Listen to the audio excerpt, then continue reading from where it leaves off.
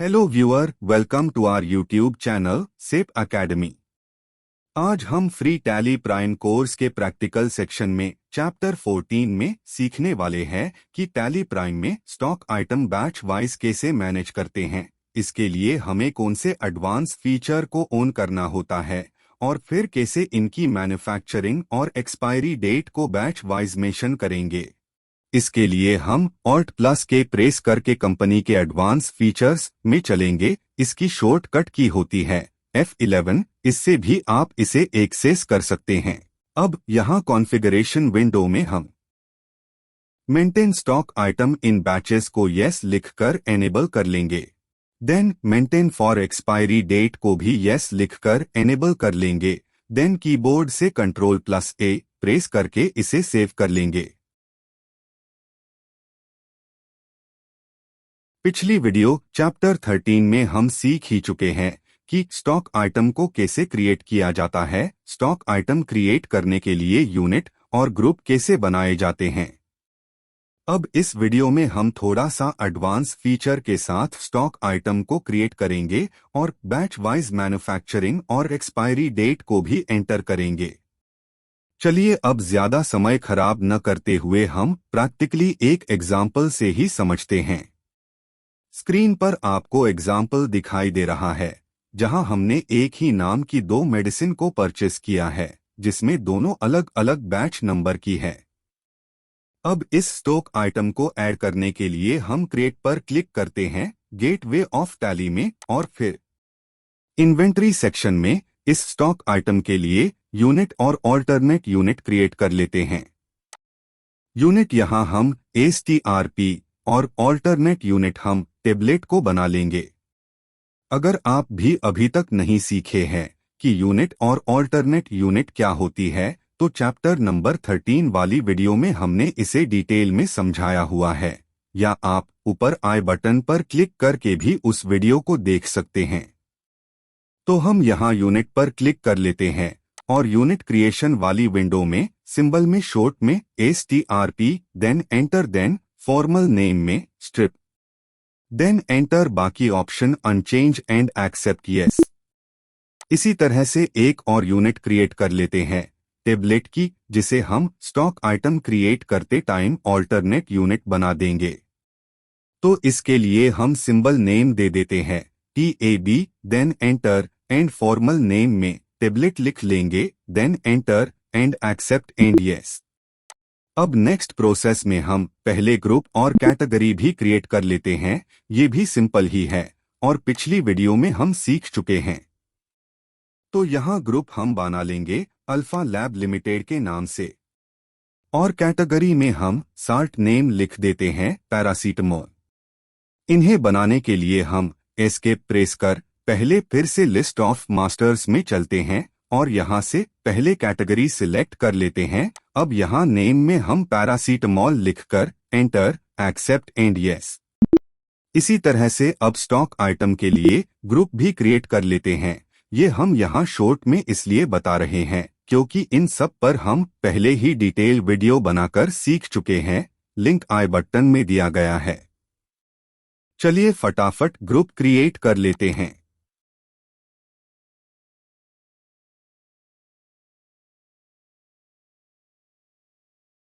अब देखिए एक बार फिर से ट्रांजैक्शन देख लेते हैं।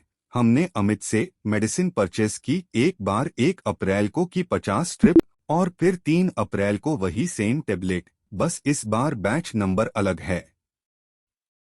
अब यहाँ हम नेम में आइटम नेम X500 लिखकर एंटर करेंगे। Then under list of groups में से ग्रुप नेम जो हमने इस आइटम के लिए क्रिएट किया था अल्फा लैब लिमिटेड, उसे सिलेक्ट कर लेंगे। देन कैटेगरी में लिस्ट में से पैरासीटामोल देन अगेन एंटर और यूनिट में से हम यहाँ सबसे पहले स्ट्रिप को सिलेक्ट कर लेंगे देन एंटर। और अब टेबलेट को हम ऑल्टरनेट यूनिट में सिलेक्ट कर लेंगे और वेयर में 10 tablet is equal to 1 strip कर लेंगे क्योंकि ये एक स्ट्रिप 10 टेबलेट से मिलकर बनी हुई है। अब एडिशनल डिटेल में हम मेंटेन इन बैचेस ऑप्शन को यस लिखकर एंटर करेंगे और नीचे दिए गए 2 और option track date of manufacturing और एक्सपायरी को भी यस कर लेते हैं। ऐसा करने से होगा ये कि जब हम इस आइटम की सेल या परचेस करेंगे तब आइटम ऐड करने के बाद टैली में एक एडिशनल विंडो ओपन होगी। यहाँ हम अलग अलग बैच वाइज इसे मैनेज कर पाएंगे। Then enter, accept and yes. हमने इस स्टॉक आइटम को बैच वाइज मेंटेन करने के लिए क्रिएट कर लिया है। चलिए अब वीडियो में आगे बढ़ते हैं और इसकी परचेस को वाउचर बनाकर टैली सॉफ्टवेयर में इसकी एंट्री करते हैं। अब यहां आप ध्यान दीजिए कि जैसा कि हमने चैप्टर 11 में जब वाउचर बनाना सीखा था तब बताया था कि जब हम परचेस स्टॉक आइटम्स की करते हैं तो उसे हम एज इनवॉइस मोड में करते हैं और मोड चेंज करने की शॉर्टकट की होती है Ctrl+H। तो हम Ctrl+H प्रेस करके पहले यहाँ मोड एज इनवॉइस कर लेते हैं। अब यहाँ सबसे पहले हम सप्लाई का invoice number then enter press करके date then again enter press करके पार्टी अकाउंट नेम में अमित फार्मेसी को सिलेक्ट कर लेंगे क्योंकि हमने ये मेडिसिन अमित फार्मेसी से ही परचेस की है। क्रेडिट पर तो यहाँ ये हमारे लिए सन्ड्री क्रेडिटर हुआ। वीडियो ज्यादा लंबी न हो इसलिए हमने पहले ही अमित फार्मेसी को एज सन्ड्री क्रेडिटर इसकी लेजर क्रिएट कर रखी है। देन अब यहाँ हम रिसीप्ट डिटेल अगर कुछ है तो एंटर करेंगे, नहीं तो इसे खाली ही रहने देंगे। Then enter and enter press करके पार्टी डिटेल को भी अनचेंज रखते हुए परचेज लेजर में परचेज अकाउंट की लेजर को सिलेक्ट कर लेंगे। अब हम नेम ऑफ आइटम वाले कॉलम में है, यहाँ हम जब कीबोर्ड से स्पेस बार को प्रेस करेंगे तो राइट साइड में हमने जो स्टॉक आइटम्स क्रिएट करे हुए हैं उनकी लिस्ट ओपन हो जाएगी।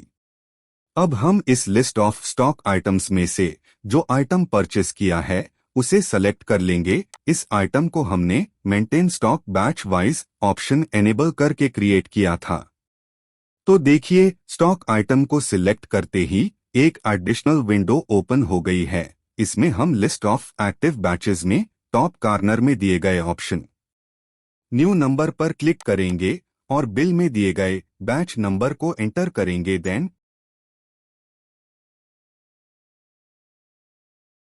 यहाँ क्वांटिटी हमने 50 स्ट्रिप परचेस करी है तो क्वांटिटी में 50 लिखेंगे। देन रेट 30 रुपए पर स्ट्रिप। Then enter. हम मैन्युफैक्चरिंग डेट वाले कॉलम के अंदर है, यहाँ हम बैच वाइज मैन्युफैक्चरिंग डेट को एंटर करेंगे और फिर एक्सपायरी डेट लिखेंगे।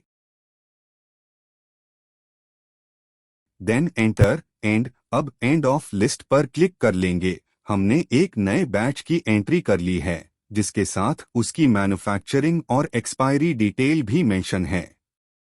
अब हम फिर से वाउचर वाली स्क्रीन पर है, यहाँ हम enter then enter and accept yes पर क्लिक करेंगे।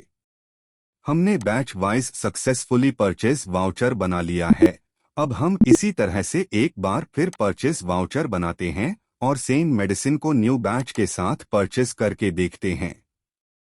इस बार हम फिर से न्यू बैच नंबर को क्रिएट करेंगे और आइटम को डेट मेंशन करते हुए परचेस कर लेंगे।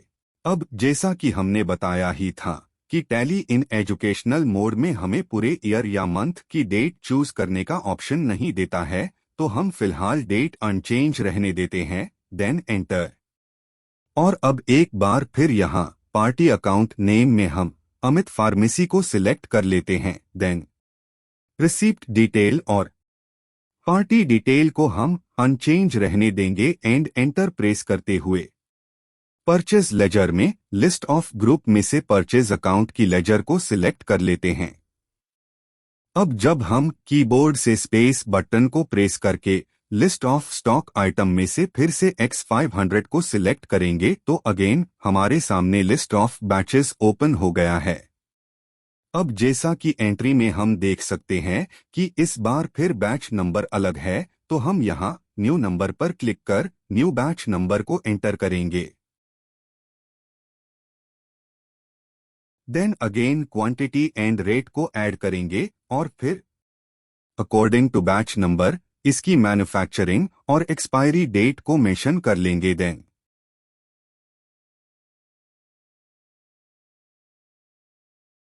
एंड ऑफ लिस्ट करते हुए next next and accept yes कर लेंगे। अब जब हम इस स्टॉक आइटम को सेल करेंगे तो हमारे पास दोनों बैच नंबर शो होंगे जैसा कि स्क्रीन पर दिखाई दे रहा है। तो ये कंप्लीट प्रोसेस रहता है किसी स्टॉक आइटम को परचेस से लेकर सेल करने तक का बैच वाइज, जिनकी मैन्युफैक्चरिंग और एक्सपायरी अलग अलग हो सकती है। अब नेक्स्ट वीडियो में हम प्रैक्टिकली एक मेडिकल स्टोर की ट्रांजैक्शन को टैली सॉफ्टवेयर में एंट्री करना सीखेंगे, जहां हमने जो अभी तक सीखा है स्टॉक आइटम से रिलेटेड और वाउचर एंड लेजर से रिलेटेड उन सभी का प्रैक्टिकली अनुभव हो जाएगा। इस वीडियो में हम मेडिसिन की stock item with batch wise sale और परचेस करेंगे और साथ ही साथ हम आपको कुछ प्रैक्टिस सेट भी देंगे जिन्हें आप सॉफ्टवेयर में एंट्री करिए, देन लास्ट में उनके रिजल्ट मैच करिएगा कि आपने एंट्री सही की है या नहीं। अगर आपको समस्या आए तो आप कमेंट के माध्यम से हमसे पूछ सकते हैं। अगर आपने अभी तक कोर्स ज्वाइन नहीं किया है तो लिंक डिस्क्रिप्शन बॉक्स में दिया गया है, जहां से आप रजिस्ट्रेशन करवाकर कोर्स ज्वाइन कर सकते हैं और फ्री सर्टिफिकेट भी प्राप्त कर सकते हैं। मिलते हैं अगली वीडियो में। Thanks for watching. Like, share and subscribe us for more videos and updates.